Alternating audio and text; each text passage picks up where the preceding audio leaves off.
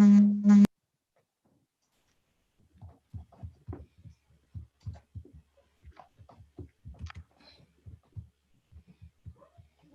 everyone please mute their microphones if they're not speaking?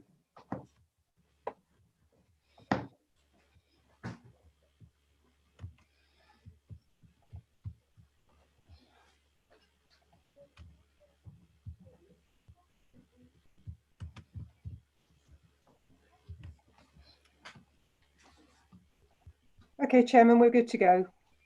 Okay, thank you, Fiona.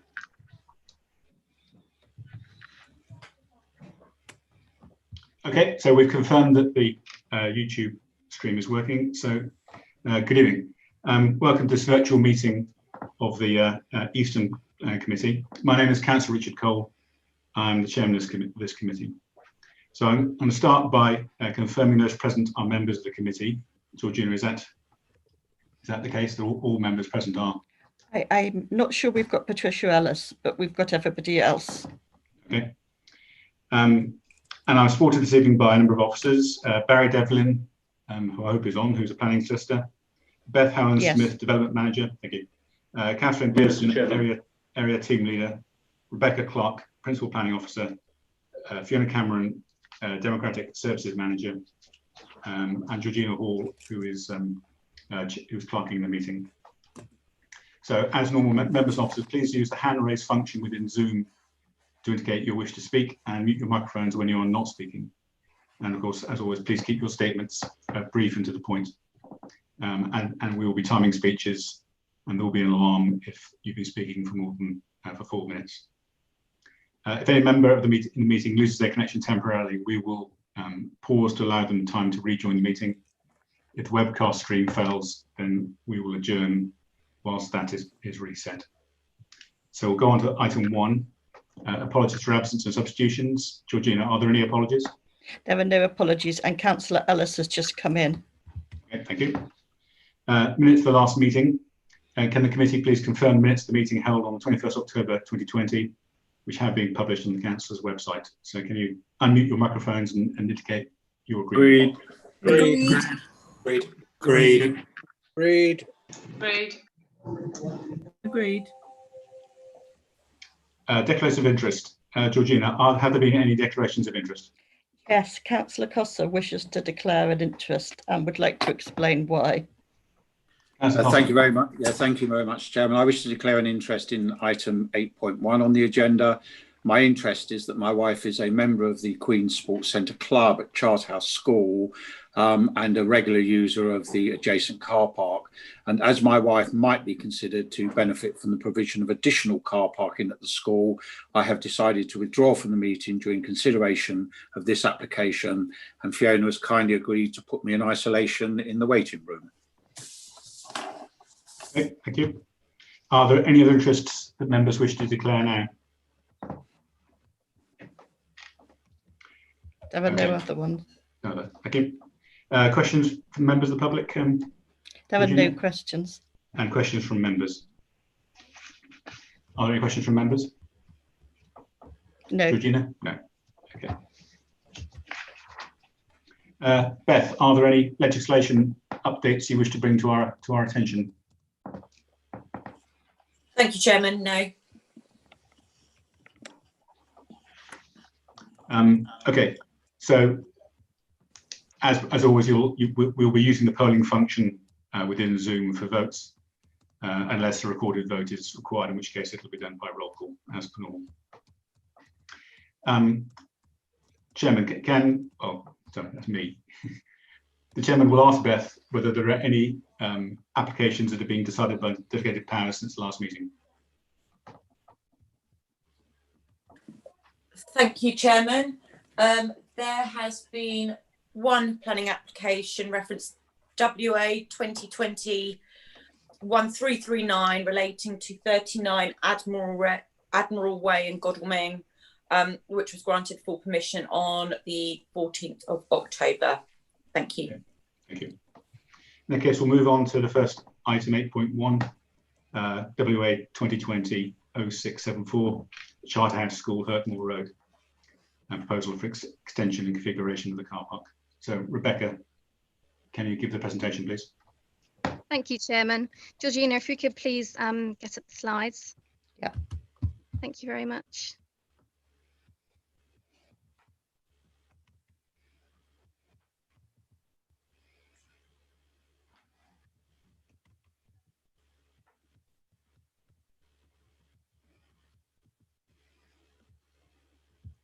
That's great. If you could just set it as a slideshow, just so that they're enlarged. Thank you. Trying to.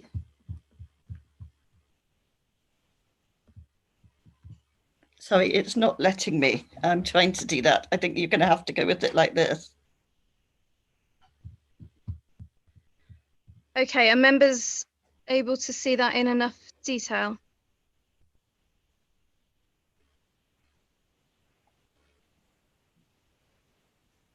Excuse me, Chairman. Georgina, I think you need to, you're in read only. I think you need to come in Okay. to go into sort of actually open it up, and then you'll be able to go into slideshow. Okay.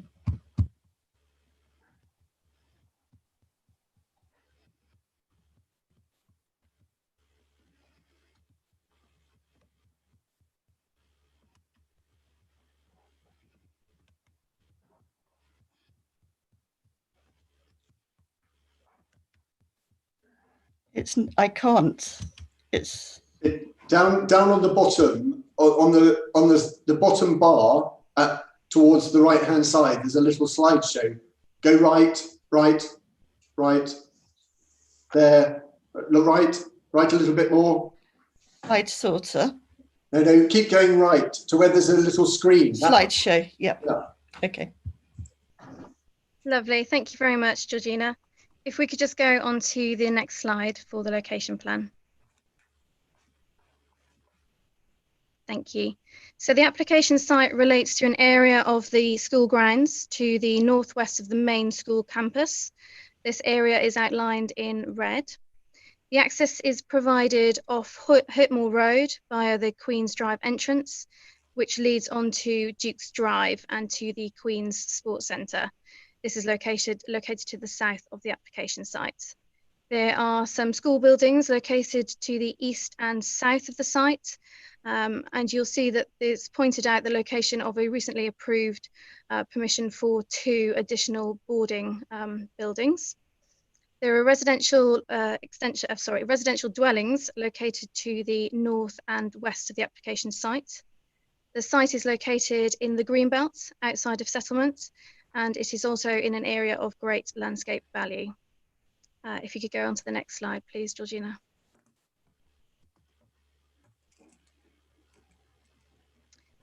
Thank you. This slide shows the existing site layout. There is some existing parking to the south of the site, south of Northway, which is immediately adjacent to the sports centre. And there's also an existing area of car parking to the north, just on the right-hand side in that northern section. You'll see that I have highlighted an existing building, school building, referred to as Stainers, and that's just to the north of the sports centre, which is shown at the very bottom of the slide. Next slide, please, Georgina.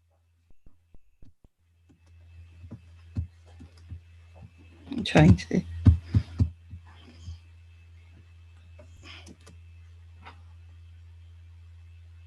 Thank you.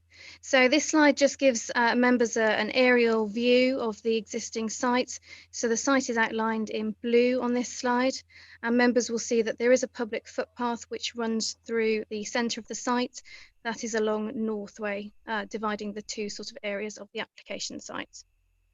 If we could just go on to the next slide, please. So the next few slides are going to show members some site photographs. So this first one is showing the existing parking towards the south of the site. You'll see the Queen's Sports Centre just in the background, marked out on the slide, and then the parking in front of that. Next slide, please.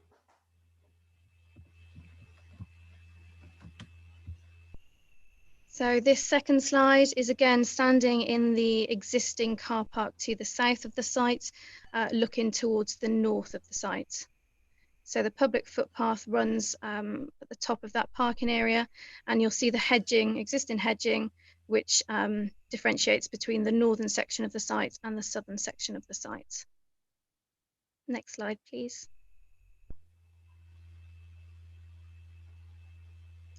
So again, this is still in the southern section of the site. This is now looking eastwards towards the access road. So there's Northway to the left-hand side of that building and Duke's Drive to the right-hand side of that building. Next slide, please.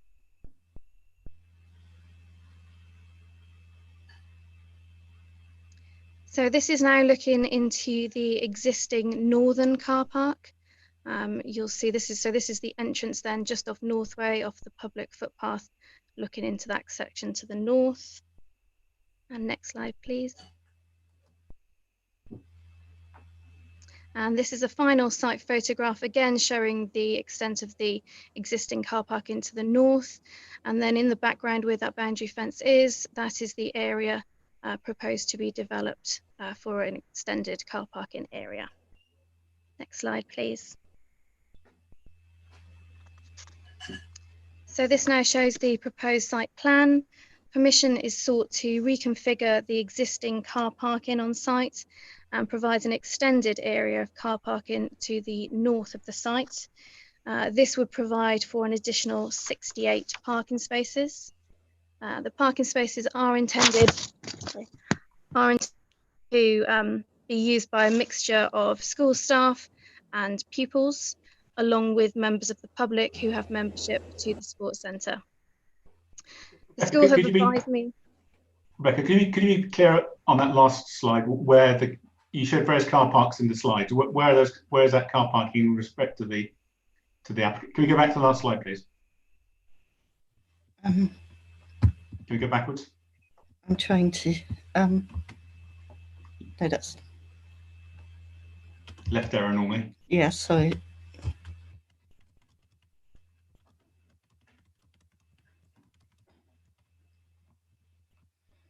What number was it, Rebecca? Sorry, I think we're on the third slide. No, sorry, the fifth slide in after the site photos. I think you're on to the next item there. Fifth one in, one. That one, yeah. Yeah, so if we could just make that, sorry, the one. No. That the one? No, sorry, the one that you originally got up. You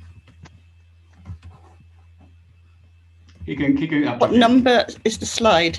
Number 10. Number 10. Number 10. Right. If you can. That one there. So yeah. Okay. So yes.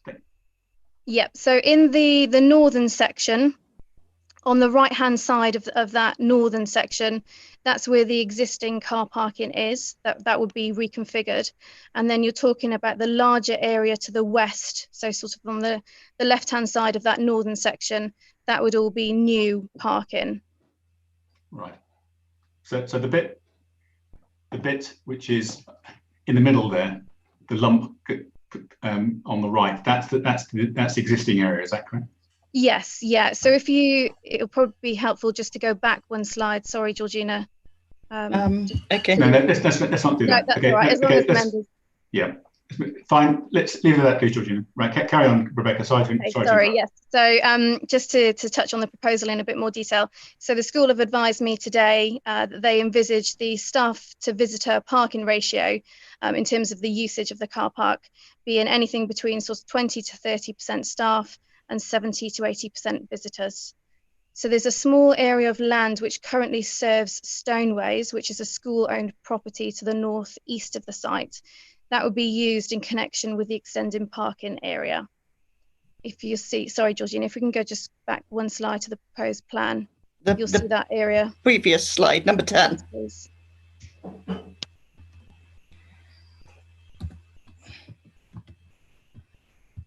So the area of land that I'm referring to is to the very north of the site, where you can see that it's annotated new gate and fence line.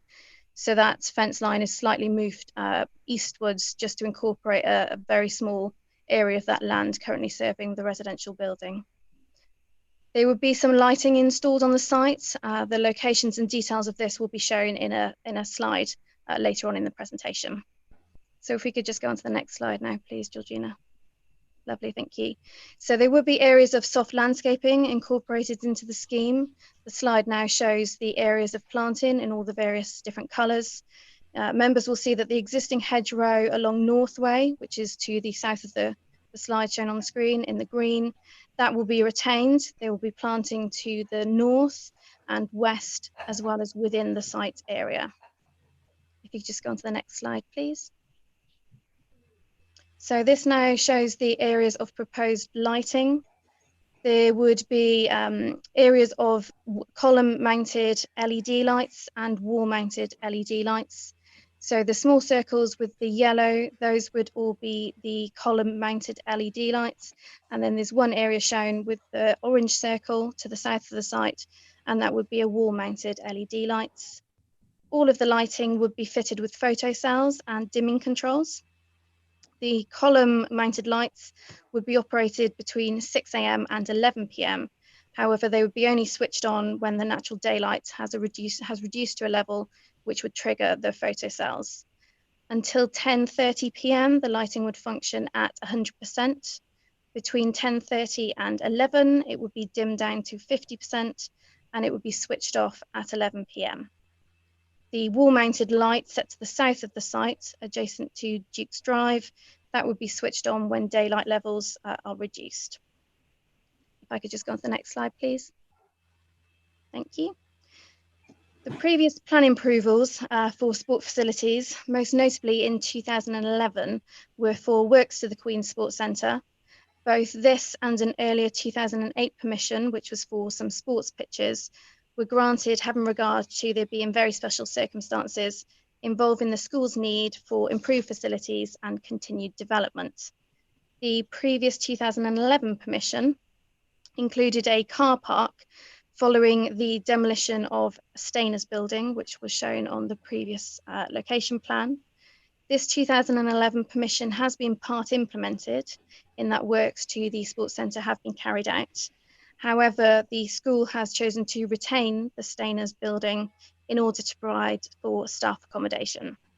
As such, the previously approved additional 65 parking spaces that would have been provided following the demolition of Stainer's have not been provided on site. Next slide, please. So this shows the approved plan for that 2011 permission. You'll see the sports centre to the very south with the approved car parking layouts to the north of that sports centre. That was where, what that currently is, where the Stainer's building is. Next slide, please. So in terms of the justification put forward by the school is going fully educational, co-educational, and there are new boarding houses being currently constructed on site. The existing parking is stated to not be able to cope with the demand, and that has resulted in inappropriate car parking elsewhere within the site. The school has set out that there are no other alternative locations within the school campus that would be able to provide for the additional parking needed. This chosen location is said to be well located to the existing built form, so as to not result in any encroachment into open countryside. The school advised that the proposal is essential for its continued development to provide suitable facilities within the campus and key to ensuring that it remains one of the country's top boarding schools. Next slide, please. So the matters for consideration are set out on screen, but firstly, with regard to some technical matters, there has been no objection raised by the Council Heritage Officer in terms of impact on listed buildings within the school campus. In terms of highways, the County Highway Authority has not raised any objection, subject to a condition to secure electric vehicle charging points. The County Highway Authority has advised that 2 double-headed units would be acceptable on site. Further to a discussion that I've had with the school this afternoon, the school has confirmed that they would be open to laying cabling within the site to ensure that if there is a future need for any additional electric vehicle charging points, then that would be possible. In terms of ecology, Surrey Wildlife Trust has raised no objections subject to conditions. These conditions would refer to the lighting and ensure that it would accord with the Bat Conservation Trust's guidance. With regards to trees, No objection has been raised by the council's tree officer, subject to conditions to ensure that the development would proceed in accordance with the submitted tree details. Turning to the green belts, the proposed works are considered to constitute an engineering operation. Such operations can be acceptable within the green belts in accordance with the MPPF exceptions. However, that is subject to their impact on the openness of the green belts. As expressed within the agenda report, officers consider that there would be an impact on openness of the green belts. However, in line with the great weight that is to be afforded to school development as set out in the MPPF, and having regard to the justification that the school has put forward, officers consider there to be very special circumstances in this instance. The visual impacts of the scheme would, in officers' opinion, be contained to the immediate area and would not be of a scale to warrant a material objection. Similarly, officers consider that the likely impact to neighbouring amenity would not be of a scale to warrant a material objection either. Having regard to all factors and an on-balance consideration, the officer recommendation is for approval, subject to conditions set out in the agenda report. Thank you, Chairman. Thank you, Georgina. Okay, thank you, Rebecca. So we have three speakers. The first is Mr. Andy Lyon, who is an objector. Is Mr. Lyon here? I think I saw him online. Yes. Okay, if you can I have unmuted myself. And your video's on, I can see you, good. Right, Mr. Lyon, you have 4 minutes, so please carry on. Okay, the objections of local residents fall under two headings. Firstly, planning objections. The planning officer states in the document that the proposal would result in an impact on the openness of the green belt and visual amenities of the area and represent inappropriate development in the green belt. So why does the planning officer recommend approval? The key justification is that very special circumstances apply. According to the planning officer, approval is essential to enable the school to continue to develop its facilities. In support of this statement, does the planning officer identify a list of facilities which are going to be developed and which require these parking spaces? No, there are no new planned developments in this area. Has the school made available to the council a joined up site parking plan that demonstrates the need for additional parking in this area? Once again, the answer is no. Now, very special circumstances can be justified for building on Greenbelt if there is a clear benefit to the wider community. In the August letter to club members, it was noted that the times that the club will be available to the public are to be reduced. This will lead to less community use and less parking. We're amazed that the planning officer feels able to recommend approval when the benefit to the wider community is set to reduce and the need for parking is set to decrease. When considering building on Greenbelt, planning regulations require the council to assess the proposal's benefits against the proposal's harm. The residents believe that the planning officer's report does not provide such a comparison, and more importantly, it does not give proper weight to the harm.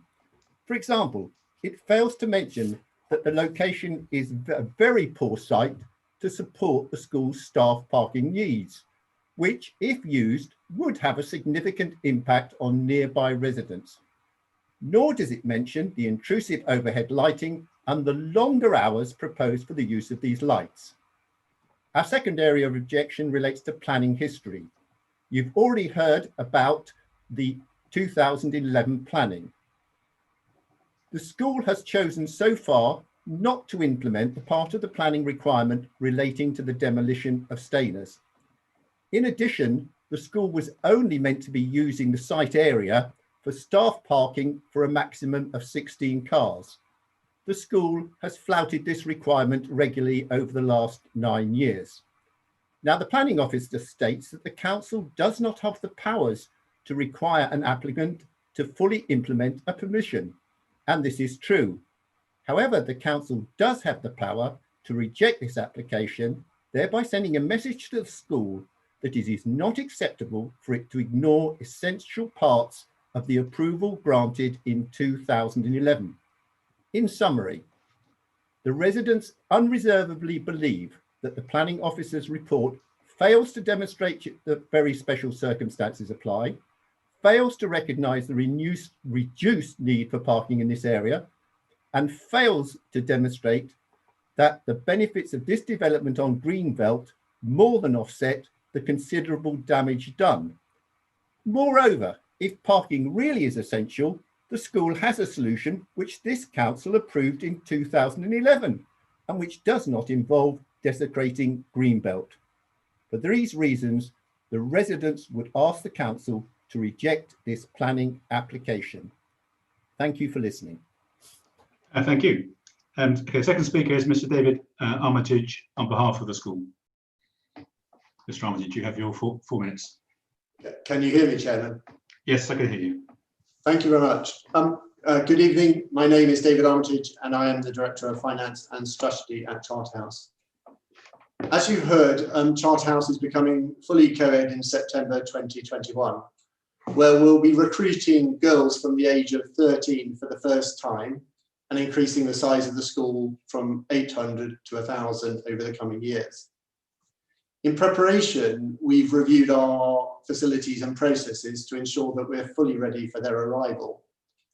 Now, part of that review included looking at security, health and safety, and child protection matters.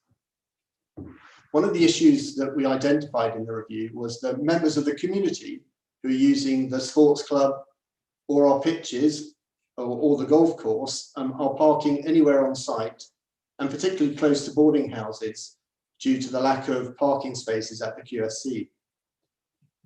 Now, our aim is to try to minimise such interactions between pupils and non-staff members, as that is a health and safety and child protection concern. So this is the reason for this planning request to increase the size of the QSC car park, because that will be able to reduce our concerns while still allowing continued use of the facilities by not only members of the club, but also other community users such as local state schools and local clubs. And actually, it's the clubs and schools that actually produce the most cars visiting to the school.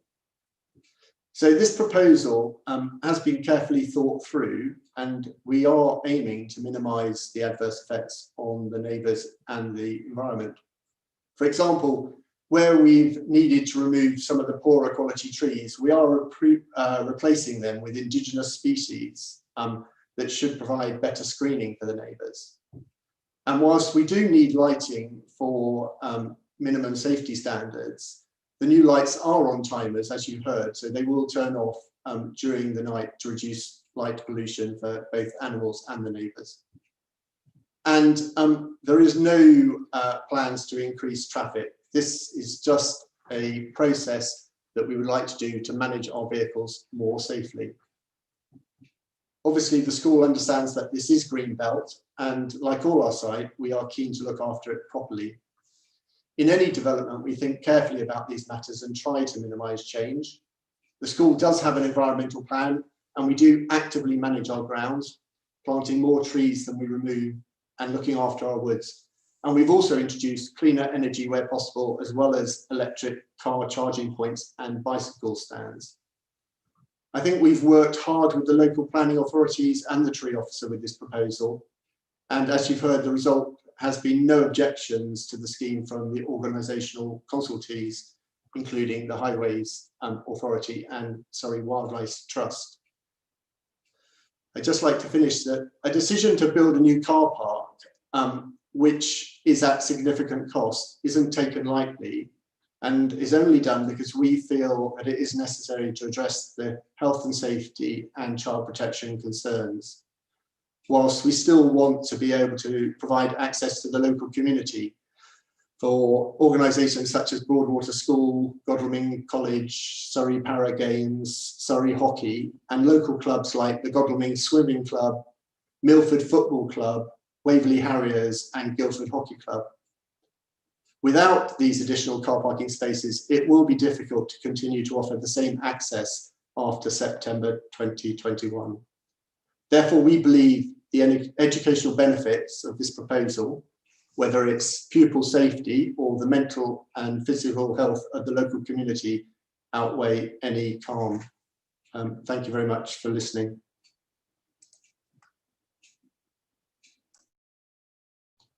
Thank you.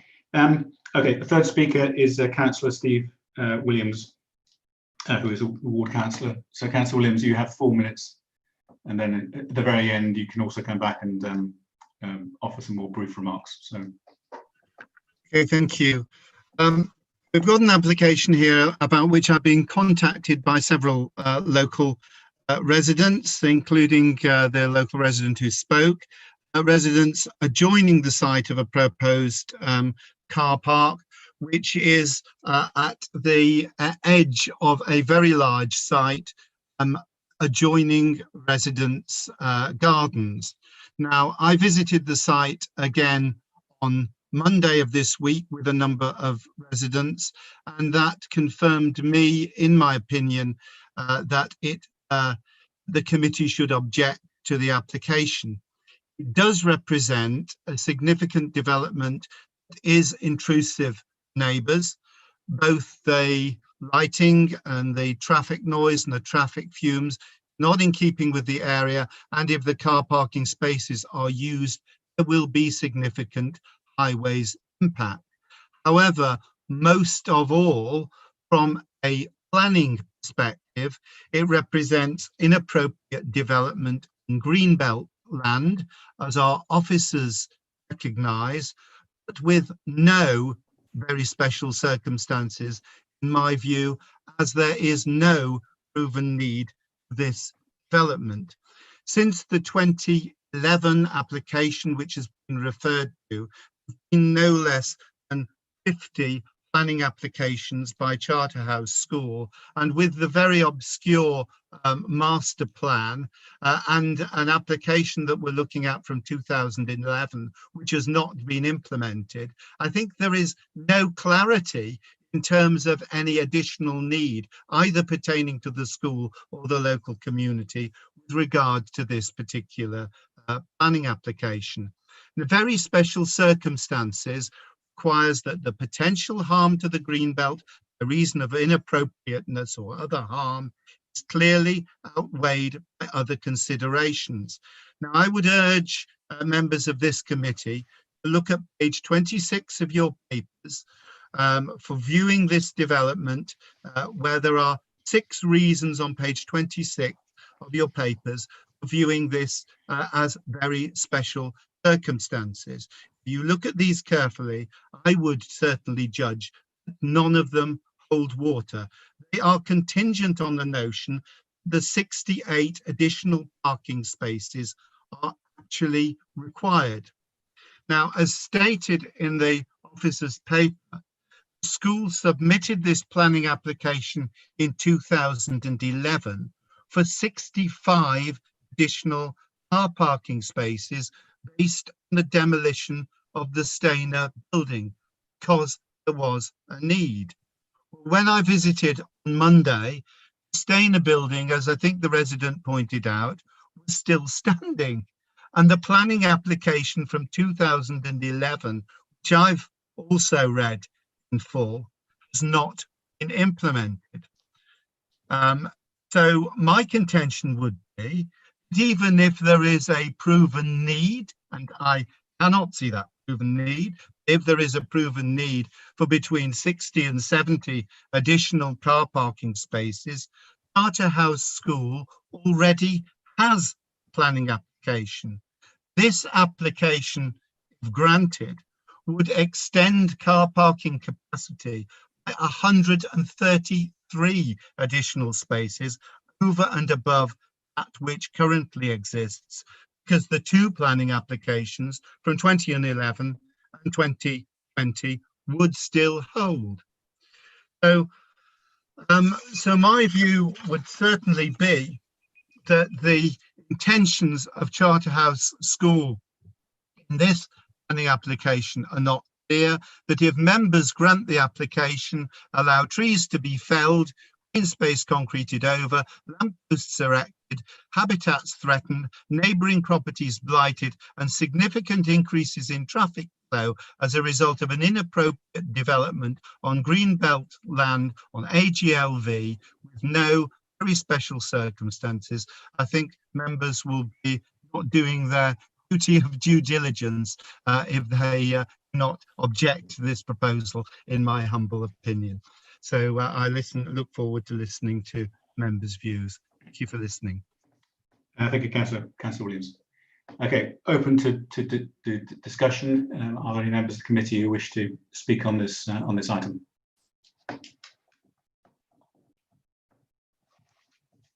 Councillor Wilson.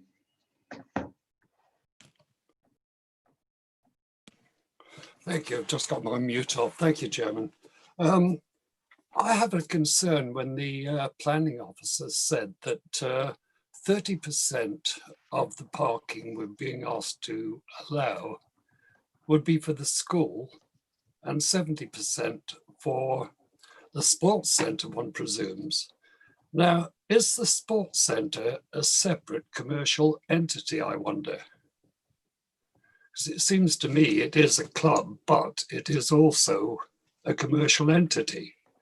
And if this is the case, then a lot of the reasons we're being given are quite false. We should be being asked for 30% of the 68 rather than supporting a separate commercial sports club. The other thing that concerns me is that if we do pass this, as Councillor Williams said, we're concreting over another bit of green belt. Now, at the very least, we should be asking to put a permeable surface in for a car park in this day and age with the climate change policy that we have. So I certainly have my doubts about the justification for the application, and I certainly wouldn't like to see any more of the green belt concreted over. Thank you, Chairman. Thank you. Rebecca, can you comment? I mean, my understanding from what's been said so far is that indeed this car park is intended to be used majority for the sports centre for the reasons that were explained in terms of preventing parking elsewhere on site. But the sports centre that is owned by the school, isn't it? I mean, that's. Yes, thank you, Chairman. Sorry, just to provide some clarity. So the ratio that I verbally said during the presentation, that is, I requested that sort of information from the school. It's obviously not set in stone. It's just how they envisage the potential future use. The sports centre, I believe, is run independently from the school. The last I heard, it was run as a limited company with charitable status, but it does have a dual use in that it is used primarily by the school, by its existing and future pupils for all their sports facilities, sports lessons, games, etc. But obviously there is that use by the members of the public as well. So the parking then would have the dual use of providing parking for some of the school staff, pupils, and some of the school related visitors, as well as visitors then using the sports centre as well. Thank you, Chairman. Thank you. Councillor Follows. Thank you, Chair. Just to comment, Councillor Wilson did touch on a few bits of that. I just wanted to expand on a couple of bits with a few further questions. Certainly for me, if the very special circumstances of education, if this application is more weighted towards providing space for the commercial entity in this, I would take the point that the education aspect and benefit is therefore diminished in the equation. So I am a little concerned about that. A couple of things I just would like to clarify. It was mentioned by one of the objectors, I believe, that the amount of community use of the commercial and school shared sports entity is going to be reduced. And could officers comment as to the truth of that statement? Because actually, if we are talking about community benefit as part of this commercial entity as well as the educational entity, if it is being reduced, I'd like to understand whether that's true or not. And secondly, could you comment as to the application that Councillor Williams referred to, the previous one, and its current status and relationship to this application? And in terms of if this application is passed, does it in any way supersede or change the other application? I mean, just can you just explain the relationship between the two, so I'm absolutely sure? Thank you. Just before I ask Rebecca to comment, I think the applicant was clear that in the end, because they're trying to rationalise the parking on the site, the majority of cars using this site, this car park, are going to be people using the sports centre. I think that was what was said, but the educational logic was given. So there is a connection between the education use and the request here for car parking. I think that was explained. Rebecca, do you want to comment on the other points that Councillor Follows raised?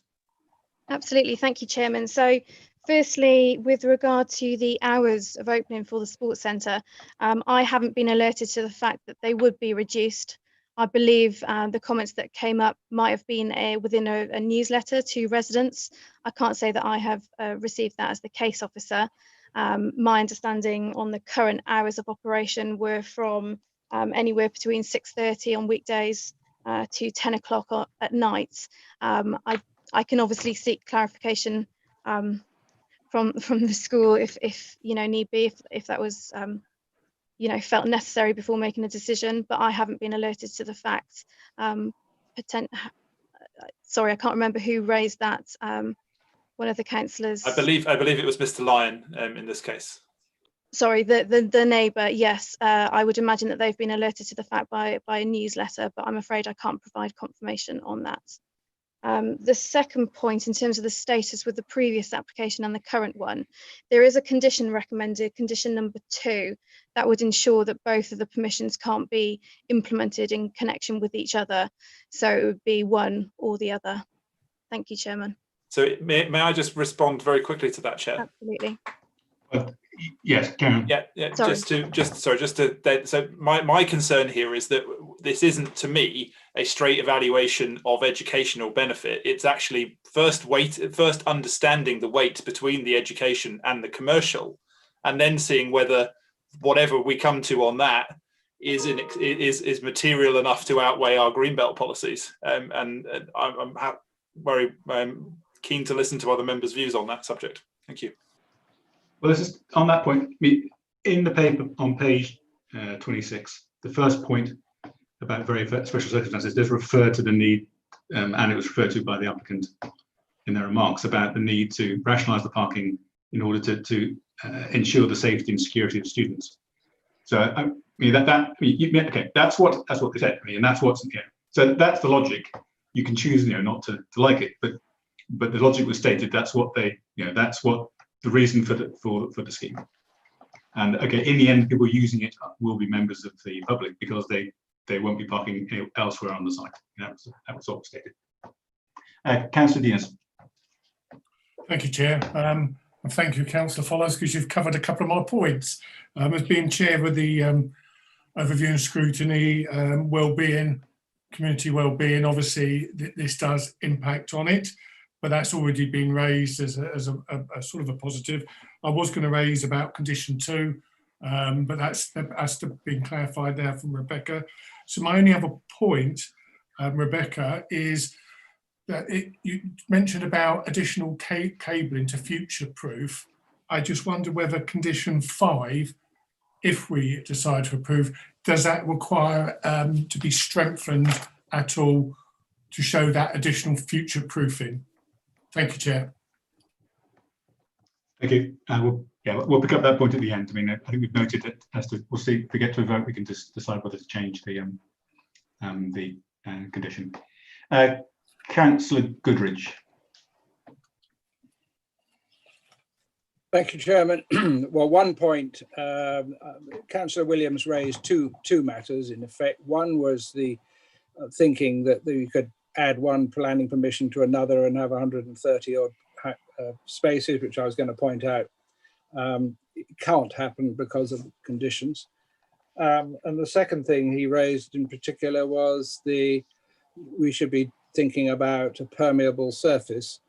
Well, if we look on the planning report, the bottom of page 24 of the agenda, it says there will be a requirement for special engineering in certain areas, along with a need for permeable surfacing, engineering cross sections and details of permeable surfacing, and I think that's covered by conditions as well.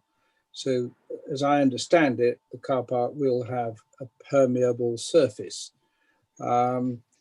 I have to say, I think the safeguarding needs of children in the school and the educational needs that the sports hall is going to be used for education apart from members of the public. I have to say, as I feel at the present time, subject to what other people may have to say, I do think that the very special circumstances have been made out. Thank you. Councillor Tanton. Thank you, Chairman. I've just got a couple of queries, really, perhaps officers could answer. Within the recommendation on condition 1, there's a number of plan numbers, and I know I've brought this up before, but those plan numbers don't appear to be all available on the planning portal, and I'm always a bit nervous when planning numbers when plan numbers aren't the same. So the only plan number I can find is not listed there, which ends in 1000 brackets 1.1, which is available on the website. So I would like reassurance that we are looking at the right plans, because I don't want there to be any variation requiring more trees or anything to be taken down. It's a real shame that there is a loss of something like 13 trees on this site. And personally, when there is such a loss, and I'm aware that the ecology report sort of mentions that they're of low roosting value to bats, but it would be nice for additional bat boxes to be put up by the school, and to acknowledge there is definitely going to be a loss of habitat here. So I'm a bit disappointed with that, but the actual condition, I just want confirmation that there's no difference from what we've seen tonight. And then the other thing, and I know Councillor Goodridge brought it up as well, they're using a top mix permeable tar macadam type style or concrete style macadam finish across the site. I just wanted to know, I'm not clear whether that's going to be put entirely across the site or just in selected areas. Perhaps you could confirm that as well. So the plan numbers and also the permeable surface, if I could have clarification on that. Thank you.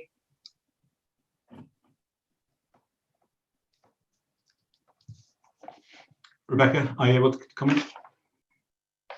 Thank you, Chairman. Yeah, sorry, if I could just have a couple of minutes. I'm just double checking. I'm just trying to load up the plans just to ensure that they are all correct. And I will come back on both those points in a few minutes, if that's possible, if you want to go on to other member comments. Okay, so Councillor Tanton, you remind me, of course, if I forget you. Go in.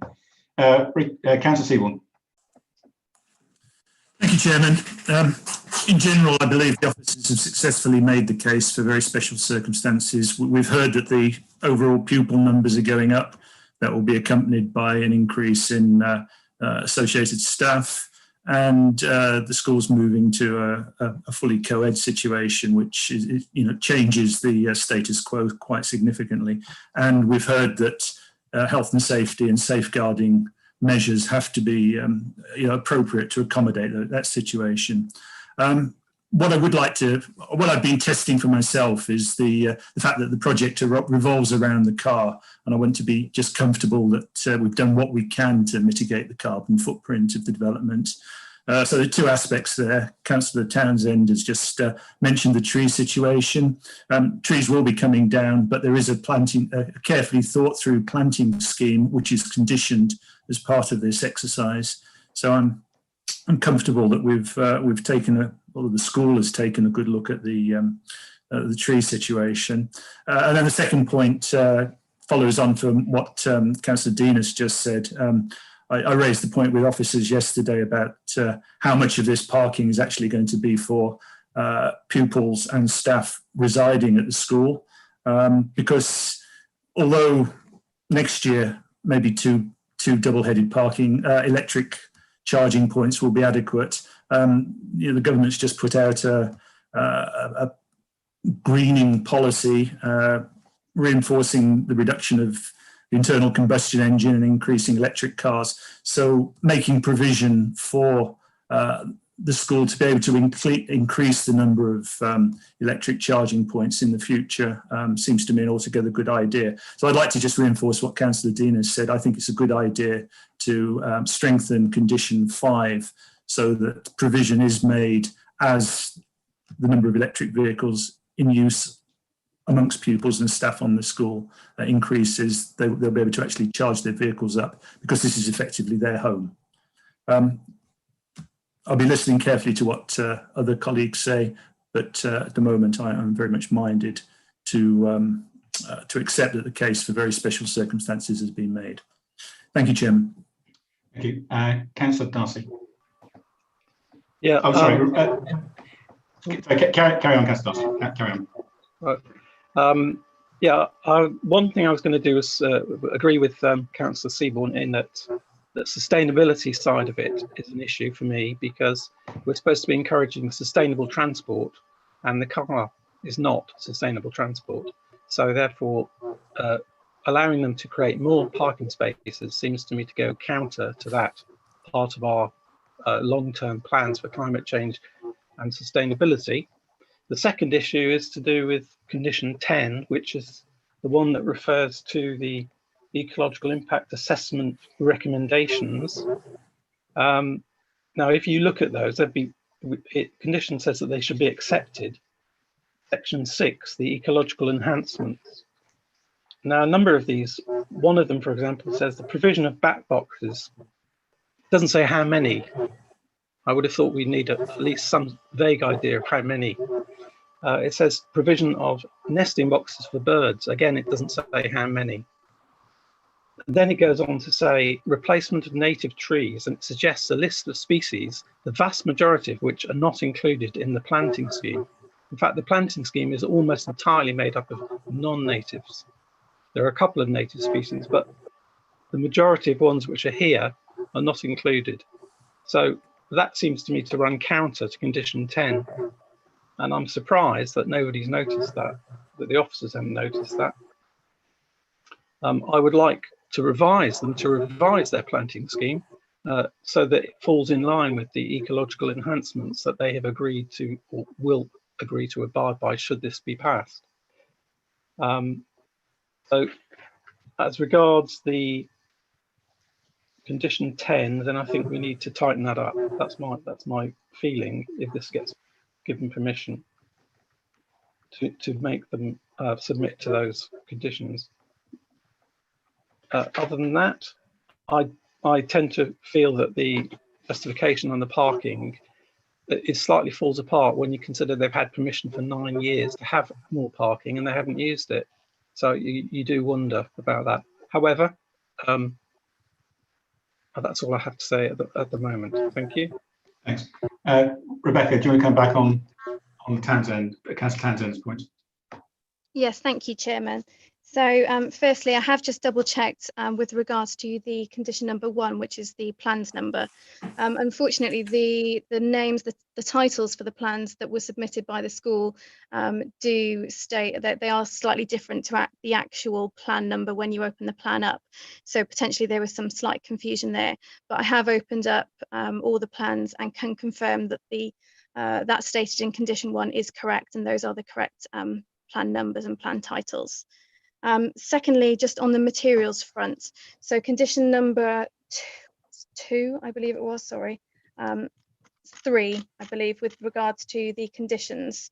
I have double checked, and the application form and plans specifically refer to the car parking material being porous tarmac. So that, I believe, would be covered off by condition number 3. Just to come back on a couple of other points, with regards to the future proofing of the site and condition number 5 for the electric vehicle charging points, yes, I believe that we would need to strengthen that and specifically refer to the cabling being provided on site just to enable future points to be connected easily. Another point I just wanted to come back on, in terms of the reliance on private, vehicles and sustainability, there is a recommended informative number 3 that would encourage the school to refer its users, obviously, to walk or cycle to the site.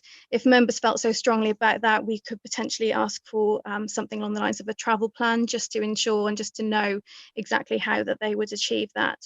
The other thing was condition number 10 was mentioned with regards to the ecology reports. I would recommend that we, if members felt that it was required, we could reword that condition to secure a scheme to be submitted that would specifically provide details on the environmental enhancements. So it could be so detailed as to set out the number of bird boxes, for example, as opposed to the current wording. I would say that the proposed planting scheme that has been worked on and that has been agreed by the council's tree officer. So I think it would be a better option to reword condition 10 just to get the further details on the environmental enhancements. Thank you, Chairman. We'll pick those points up at the end in terms of which conditions to modify, if any. Councillor Higgin.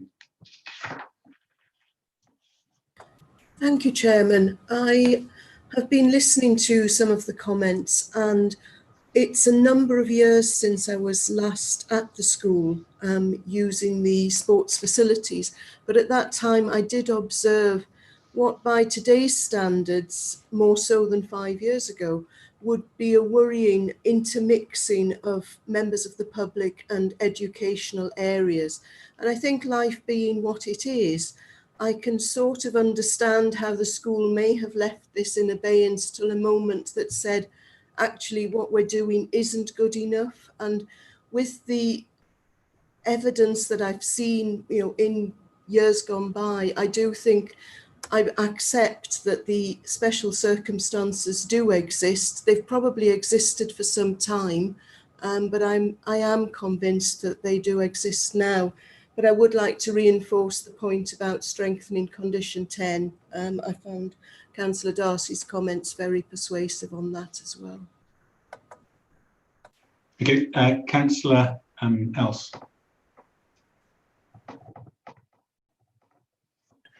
Thank you, Chairman.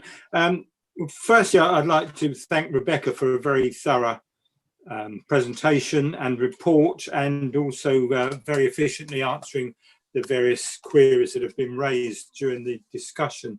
To my mind, this is always going to come back to whether or not it's an appropriate development within the green belt. And here in the central area of Waverley, we are very lucky in as much as we are covered and protected by the green belt policies, and I'm sure our colleagues in the eastern areas would love to have such protection. These green belt policies, of course, were introduced after the Second World War to provide a green buffer between urban areas and to stop one area merging into another. But obviously, as the green belt washes over so much of our developed areas, then anomalies must be thrown up, which beg the question, what is the green belt buffer zone for exactly? This site has residential properties to the north, the east and the west. A lot of them have gardens even bigger than the area that we're talking about today being converted into a car park. And then it has the school buildings and the complex to the south.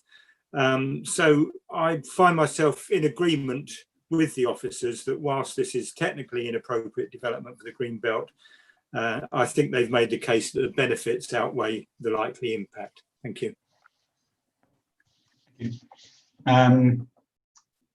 Okay, I think we're no other new speakers. We've got two speakers who want to come back, so we'll go through them in order. So, Councillor Townsend. Thank you, Chairman, and thank you for Rebecca for that information. I just wanted to say, whilst Rebecca suggested about perhaps having a travel plan attached to it, and I would definitely like to propose that we do have that. But it's made me during the discussion with members, it's made me think, and I did look at the quickly trying to look at the layout of the car park, whether any provision had been made for bikes and any kind of bike shelter or something within the actual car park. I couldn't see, obviously with the e-bikes becoming more popular and bikes generally being used more, I did think that was definitely something that we should be encouraging for people to cycle to this particular site. And I wonder whether any provision had been made for that, and whether there was anything we can do to encourage the use of bikes on this site. Thank you. Rebecca, just on the point about bikes, is there any provision existing or proposed here? Thank you, Chairman. As part of the current proposed site plan, there is no designated area for bikes. However, if members felt that it was appropriate, we could possibly recommend a condition to that effect, which would secure then some spaces for bikes. Thank you, Chairman. Yeah, I think it'd be. I think to say that bicycles should be accommodated on this particular site, I'm not sure, but in terms of something which indicates to the school that we'd like to see it, I suppose, yeah. We'll do that in a moment when we get back to the conditions. And Councillor Follows. Thank you, Chair, for letting me come back. Just obviously to support the strengthening of condition 10 for starters. And I think although our climate emergency motion doesn't quite have the teeth to get us into planning discussions really, I think the duty that gave us to engage, to encourage others to try and do better in this area where we can't directly do it ourselves, I think means that we should be looking at trying to get a travel plan put in as an actual condition rather than informative, just so that we can conduct our duty to encourage community entities such as schools and sports clubs to do their bit in this capacity as much as we can. So I would very much support a strengthening of that informative into a proper condition. Okay, thank you. And no more speakers. So Councillor Williams, you have a chance to come back and make a few points, but not on the 4 minutes, please, but any points you wish to respond on. Yeah. I mean, obviously, there's a larger number of conditions already associated with this application, and clearly conditions that are not adequate in terms of actually the safeguards that would be necessary should members wish to approve this application. For example, the ecological conditions that have been outlined by Councillor Darcy, and I think it sort of underlines the kind of lack of clarity in terms of charter houses as to exactly what the intentions are. It does seem to me to be a little bit like kind of nailing a piece of jelly to the wall. I've been given the letter from the Charterhouse Club to members, which suggests that the club will be less available to the general public, and yet we're talking about a car park at 70 to 80% going to be used by the general public. If that is the case, we are talking about a car park that is 70 to 80% used by members of the sports centre, basically in support of a commercial operation. And we really say the very special circumstances apply. Now, I leave that to members to decide. But what I would say, particularly in relation to Councillor Goodrich's point, in relation to condition number 2, I would like to hear myself an answer from the officer whether you can put a planning condition in an application which will completely nullify the previous application, because we are in a position where the school is actually getting an extra 77 parking places, 2 new boarding houses. Should the school then implement current application, then the 2011 application, alongside those 77 additional spaces, we're talking about an additional 210 parking spaces for Charterhouse over and above what we have now. This, Councillor Williams, excuse me, to me, to be completely unclear. So, sorry? Yes, can you please bring your remarks to a conclusion? I'm just bringing them to a close. I believe that the questions and the doubts not been answered, and this is inappropriate development, as the officers suggest. And I have still not heard evidence tonight that very special circumstances apply. Thank you.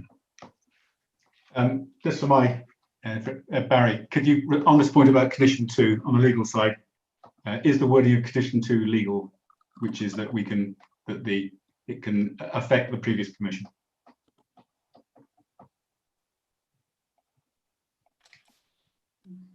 Bear with me, Mr. Chairman. In broad terms, I would feel that it would be safer to deal with that by way of a legal agreement under Section 106, whereby, in consideration of the grant of this consent, should members so decide that the elements in the previous consent which enable car parking not be implemented, that would be the safer way to do it, I would advise you. Okay, so that would require a separate point, that a Section 106, that the permission will be conditional on a Section 106 being agreed for the purpose that we're talking about here, about removing the previous permission. That would be the safest way to do it. Yes, Mr. Chairman. Okay. No, Councillor Williams. Councillor Williams, you had 2 goes. You're not. No, you can't. Sorry, you're not on committee. You've had a chance to speak. Right. In that case, Councillor Townsend, you've already had 2 goes. I just wanted to, if I might, be able to propose that we add the condition that this application, is subject to the signing of the Section 106, and I just wondered whether I could propose that. Yes, we're going to come back to that point now. I think everyone's spoken. So a number of points we want to pick up now in terms of additional conditions. So condition 5 will be amended to include the wiring we put in place to add additional charge points later.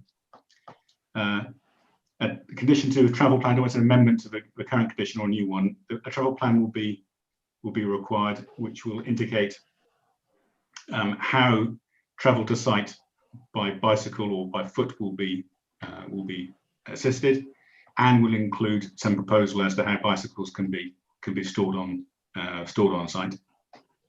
And condition 10 that will be amended to state that a scheme will be proposed for support of wildlife. Sorry, these are the wrong words. Support of wildlife, including bat boxes and bird boxes and other such matters. Perhaps the officer can suggest a better wording than that. And following on from what Barry has said, that the permission will only be valid if a Section 106 is agreed to put in place what is already stated within condition number 2, which was number 3, which was to do with the removal of the additional car parking or the previously approved car parking in the previous approval. Rebecca, was that sort of clear? Yes, absolutely, Chairman. I think you've covered all the amendments. Condition 2 would need to be obviously removed, and that would be replaced then by the requirement for the applicant to enter into the Section 106 agreement. Thank you, Chairman.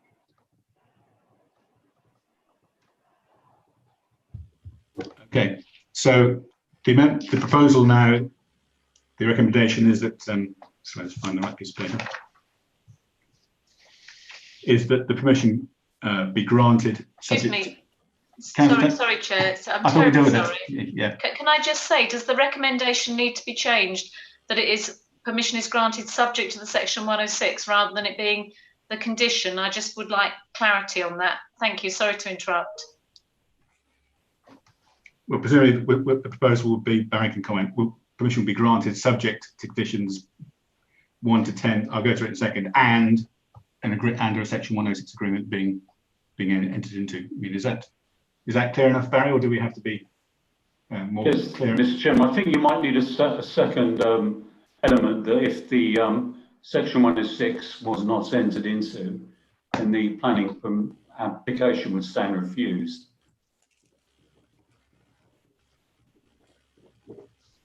Which is so we'd have an A and a B then. That's right.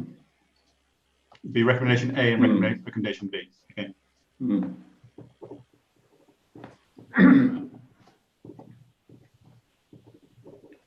So if Section 106 agreement is not entered into, then permission will be, what's the right term? Permission will be refused, or permission will not be. What's the right wording? We stand refused, Mr. Chairman. We stand refused. All right. Right. That will do it, Mr. Chairman. Okay, thank you. Councillor Catherine Pearson, team leader's got a raised hand. Yep, Catherine. Thank you, Chairman. I think there are two things there.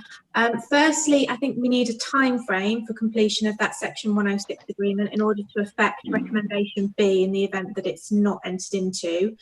So, you know, I'm open to offers on how long we give them to complete that legal agreement. Usually we give 6 months to complete that legal agreement.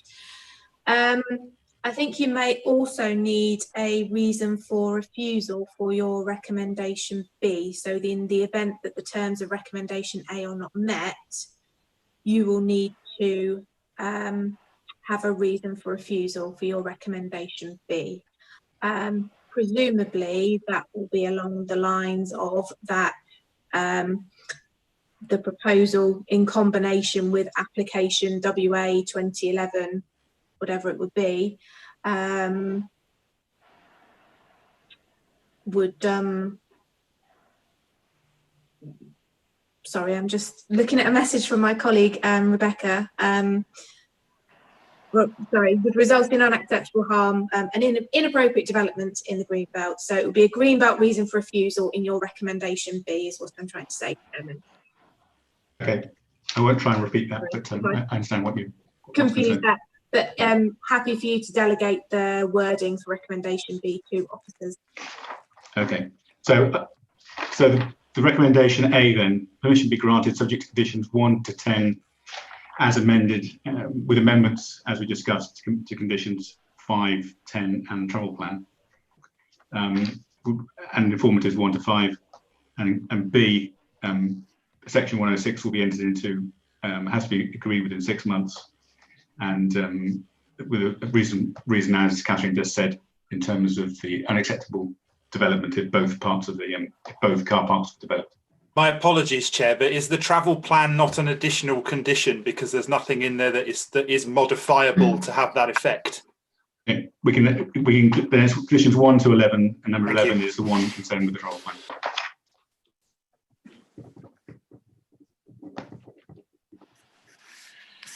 Okay, I hope that's clear enough to people.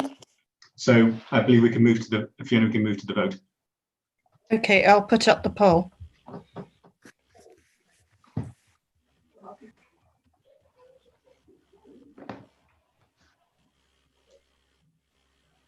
Can I confirm that we are voting for 1 to 11, even though the poll says 1 to 10?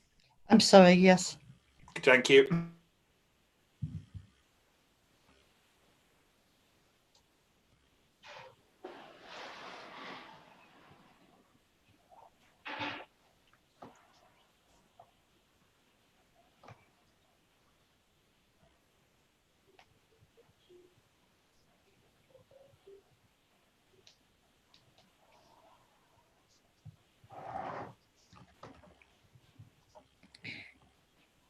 All 14 people have voted. Councillor Cossa is in the waiting room because he declared an interest. So I'm going to end polling. You've got 11 for and 3 against and no abstentions. Okay, so that recommendation has been carried. Thank you. Right, so as we said at the start, then we have an exactly 5-minute break. Please don't go too far, because otherwise we won't be able to proceed. So 5-minute break, and we're back at 19:20. 24, please. Thank you.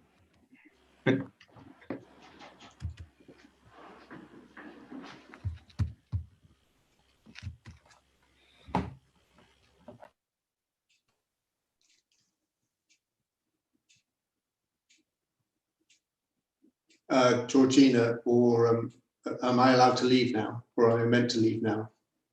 You're on mute now. Yes, you're welcome to leave now. Okay, thank you. And Rebecca, thank you.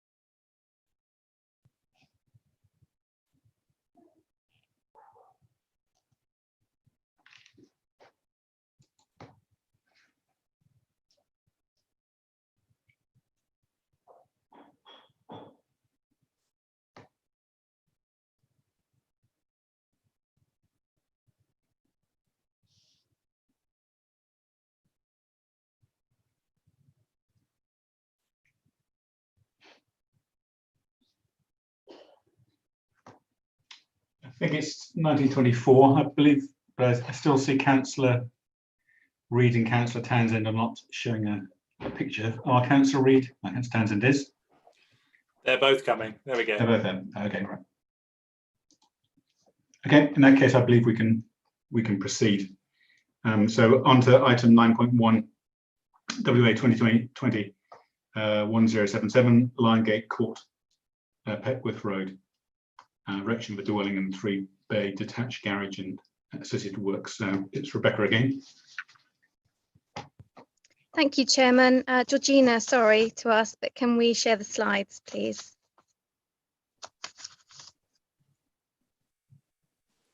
Chairman, may I point out that I have asked to speak on this item, Christine Baker.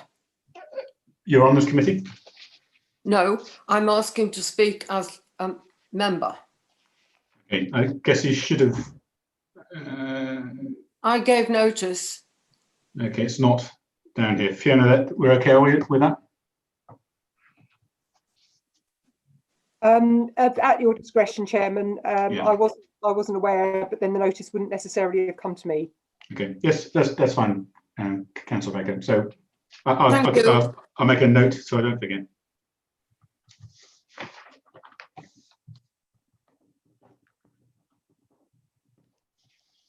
Rebecca. Yes, sorry. We're waiting for slides. Yes, waiting for slides. Thank you, Georgina. Yes, hopefully members can see the slides now.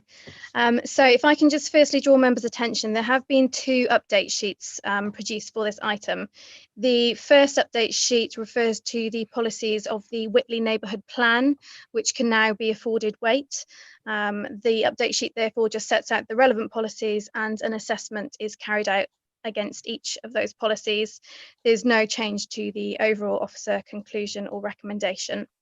The second update sheet, which was issued earlier today, this follows a neighbour representation being received this morning, raising objection, the grounds of which are set out on the update sheet, and officers have responded to those points. After careful consideration, we have recommended an additional reason for refusal. This is in relation to access and egress for the site for both vehicles and pedestrians. So there's a revised recommendation set out having regard to that additional recommended reason for refusal, which would be number 4. So moving on to the proposal, if I could just ask for the next slide. Thank you very much. The application area comprises an area of land which currently serves as rear amenity space for the property Liongate Court. If I could just go on to the next slide, please.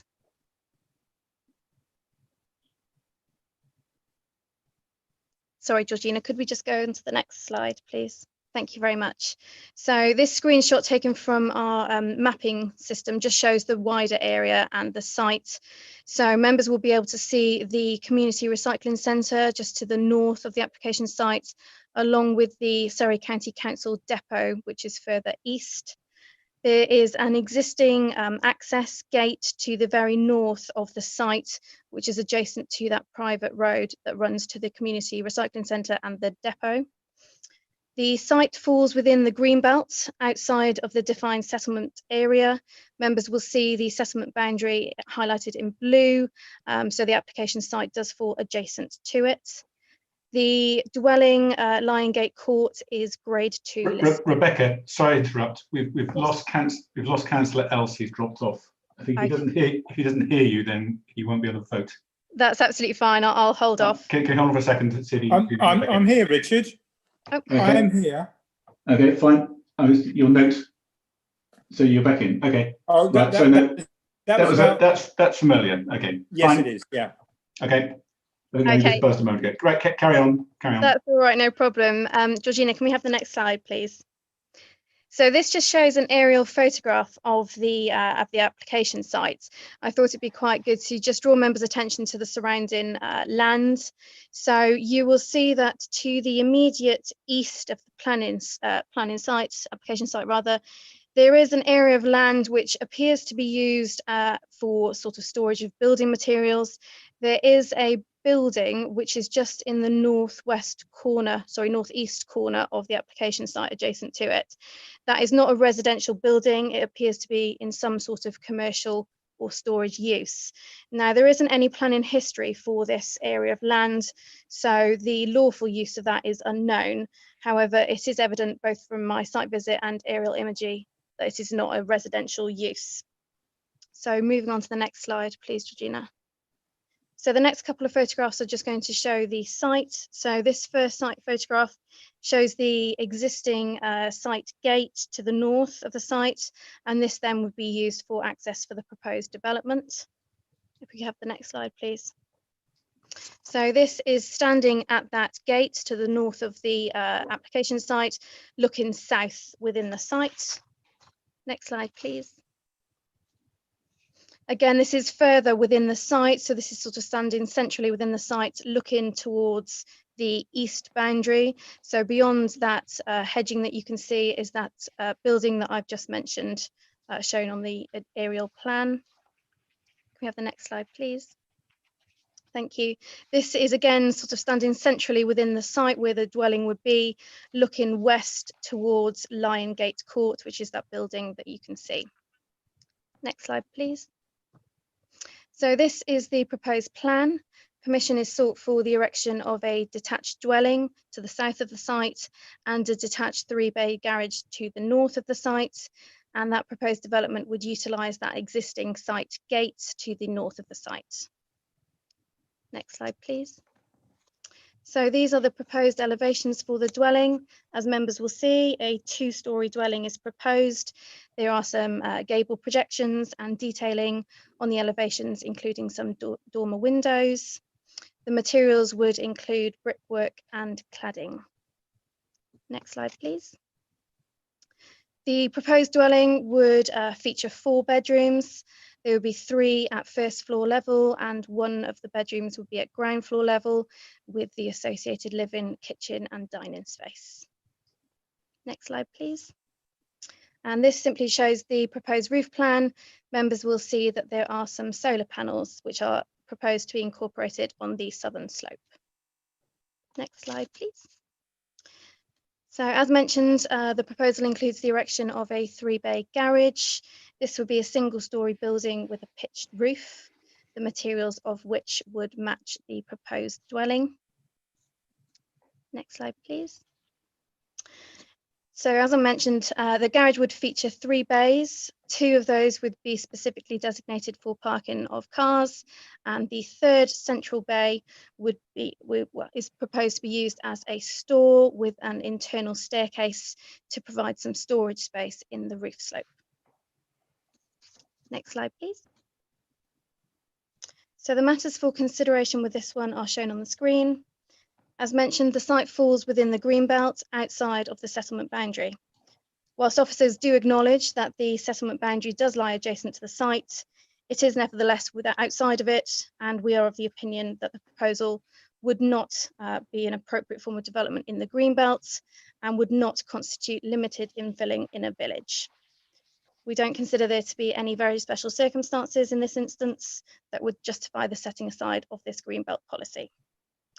Taken in isolation, officers do not raise any concern with regard to the design of the proposal or the impact to visual or neighbouring amenity. However, it is considered that the location of the proposal would detract from the character of the area, which is very much in a linear pattern along the Petworth Road. With regard to technical matters, there are no concerns raised with regard to heritage matters or trees. The access road to the north of the site is a private, unadopted road, so it therefore falls outside of the jurisdiction of the County Highway Authority. However, they have advised officers in their capacity as landowner that the access point would not likely have sufficient visibility to the east, which is the leading direction. There could therefore be conflict with other users of this road. As such, officers feel that without sufficient visibility display, there could be a safety impact arising from the use of that access. On this basis, the officer recommendation is for refusal in connection with the reasons stated on the update sheet. That's the second update sheet with the 4 reasons for refusal. Thank you, Chairman. Thank you. Councillor Baker, you have 4 minutes to make your points. Yes, thank you very much, Chairman, for letting me speak. I'm one of 2 Waverley councillors for Milford, and my ward boundary runs very close to the site under consideration, and indeed I am very familiar with the area and with the particular access problems presented by the private road, and the fact that it is 1 lane wide for quite an extensive distance. I think that I would like to thank the officers, particularly Rebecca, for addressing my concerns. And I'm glad to say that that has resulted in an additional reason for refusal. I do have concerns about this particular application on Greenbelt and access grounds. And actually, although I don't think it can be covered in reasons for refusal, the potential for causing congestion on the A283, which runs into my ward in Milford. There are already occasions when the traffic backs up because of manoeuvrings on the private road and the inability of traffic to turn into it from the A283. I would like to talk now about the first update, for which I'm very grateful, because it actually takes account of the substantial significance of the Whitley Neighbourhood Plan. And you will see that it shows where this application is in accord and not in accord with the neighbourhood plan policies. It results from the hard work by the Whitley Neighbourhood Plan team. The Greenbelt matter, I think there are 1 or 2 points that I'd like to make. I think there was a comment that the site was concealed from view, but that's totally irrelevant to the openness of the Greenbelt. The openness of the Greenbelt implies no structures on it, not whether it can be seen or not from any particular point. I also believe that the settlement boundary does run along the back of the houses in the Petworth Road, and therefore this site cannot properly be described as infilling because it's outside the site. As to the access, I don't think anybody would want, if we're starting afresh now, to have that particular private road with only 1 lane for part of it. It already causes problems, and I am very grateful to the officers for looking at the situation and investigating and actually recommending a further reason for refusal. I think that is all I really need to say. I'm hoping that everybody has had a chance to look properly at the report and also the updates. Thank you, Chairman. Thank you. Before we go on to debate, Rebecca, the update sheet today, which obviously came in rather late, this was in response to I think you said a letter which came in today. You presume, normally there's a deadline for the public making comments. This was considered late because it raised a point that you hadn't covered in the report. Is that the logic for responding to a late comment? Yes, thank you, Chairman. Yes, I received the neighbour representation this morning. It is essentially officers' discretion, I guess, as to whether then that's included. I felt that because it did raise several objections that perhaps weren't already covered by the ones set out in the agenda report, that it was worth reporting to members. Okay. Thank you. That's clear. Okay, Councillor Follows. Thank you, Chair, and thank you, Councillor Baker. So I think you covered a number of the points that I was going to raise. Other than the first instance, I will be having a quick chat with the monitoring officer because I am extremely surprised that nobody's declared a non-pecuniary interest on this one for a start, but I shall take that up separately.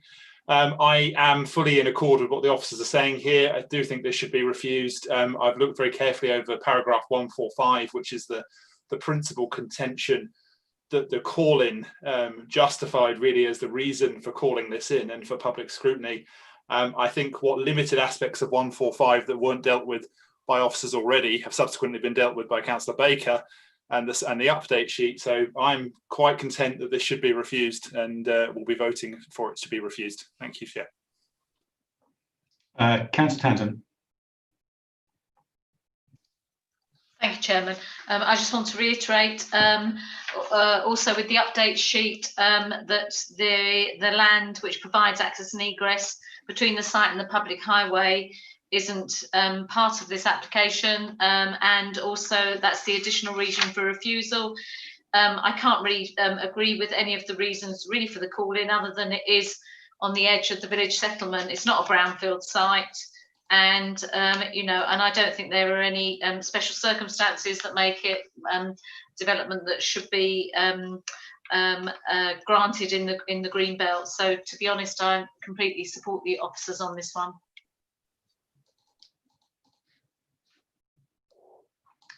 Councillor Goodridge. Thank you, Chairman. I too am totally behind the officer's recommendation. I mean, I know this site well. The fact that so far as the refuse centre or the community refuse centre is concerned, I mean, obviously in the past it was two-way coming in and out along that road. Now it's exit only. People leaving this site, as has been pointed out by the Surrey County Councillor's landowner, leaving the site, looking to your right to lorries and cars bombing out of the recycling centre is something that worries me immensely. But that's only as an aside, because I think it's totally contrary to green belt policy. So, and there are no very significant reasons, and I'm therefore 100% behind the officer's recommendation. Thanks. Councillor Carson.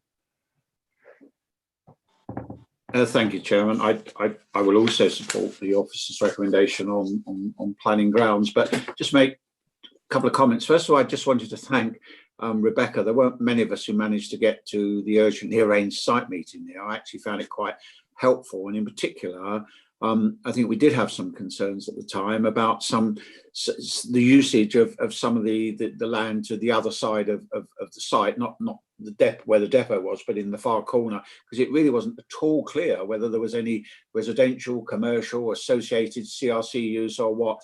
And so I know Rebecca didn't know at the time, must have had to go away and do a bit further research into that. So thank you for that, and thank you for the report back on that.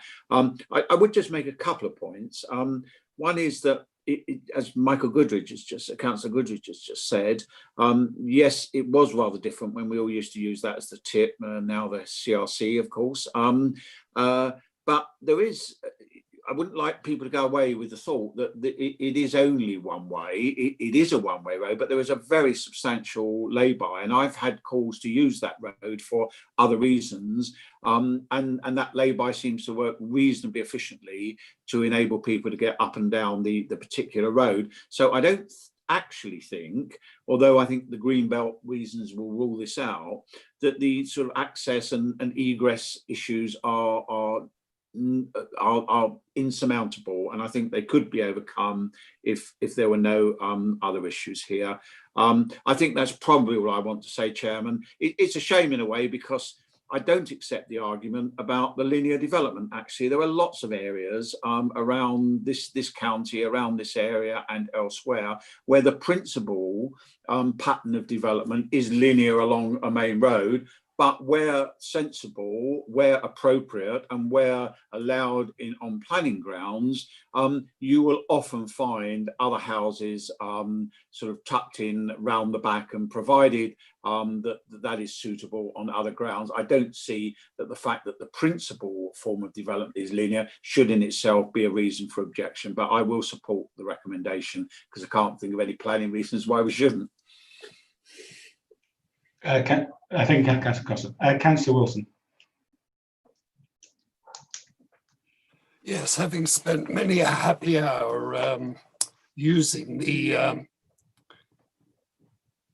recycling facility and spending a lot of time trying to get out of that particular private road, I fully support the officers, and I am surprised really that they even envisaged the fact. I think they'd have been trapped in there if we did allow it. So I too will be voting against it.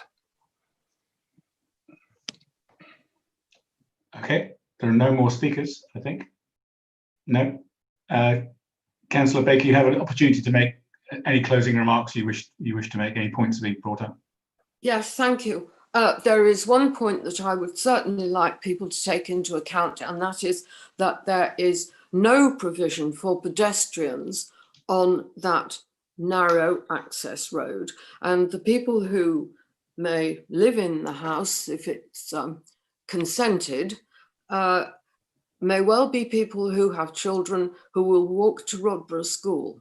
And that is the only way they will have of walking up to the pavement on the A283. Okay. Thank you, Chairman. Yes, you vanished from the screen, but okay. I see you. We can hear your voice. Okay. Right. In that case, the recommendation is for refusal based on reasons 1, 2, and 3 in the first amendment sheet, and reason 4 in the second amendment sheet. So I think we can proceed with the vote. Georgina, if are you the vote person, or was it Fiona?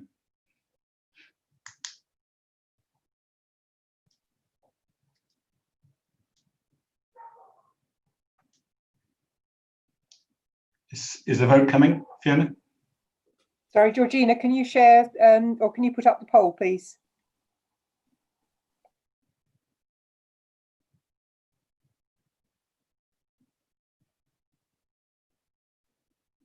You're on mute, Georgina.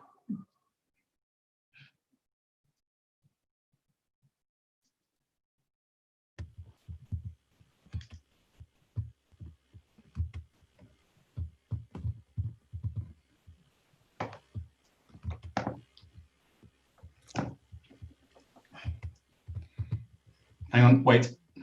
Yeah. I haven't done this before. How do I get the second poll, Fiona?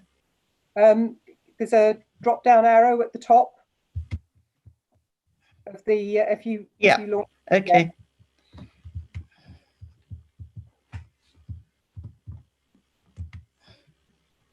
Okay. Of course, 4 is to refuse.